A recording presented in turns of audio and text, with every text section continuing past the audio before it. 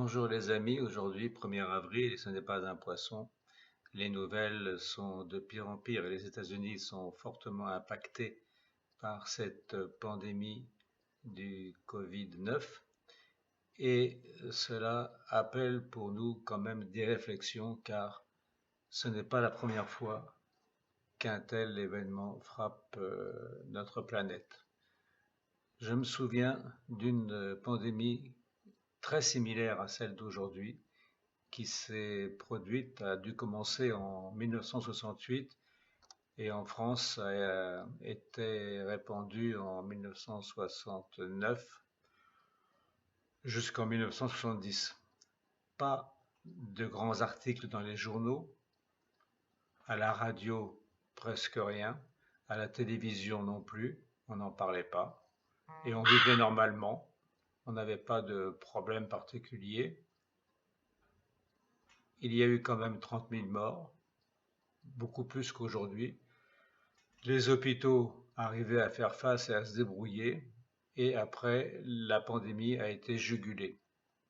Alors, pourquoi insiste-t-on autant aujourd'hui sur celle-là qui, en proportion, est quand même moins forte et moins dramatique?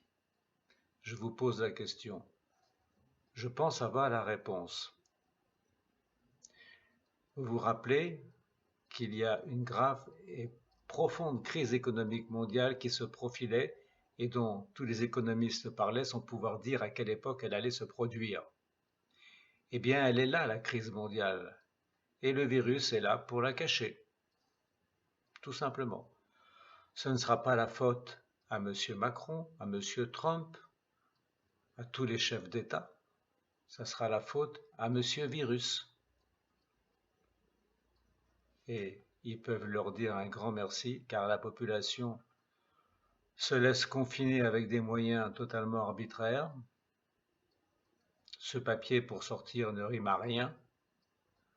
Il serait plus utile que la police demande l'identité d'une personne et l'interroge sur ce qu'elle fait, où elle va, d'où elle vient.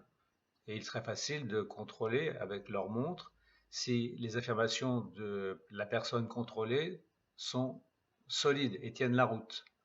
Et là, sur le papier, on marque n'importe quoi. On marche sur la tête. Mais évidemment, quand un gouvernement veut faire des imbécilités, des entourloupes très graves, eh bien, c'est ça qui arrive.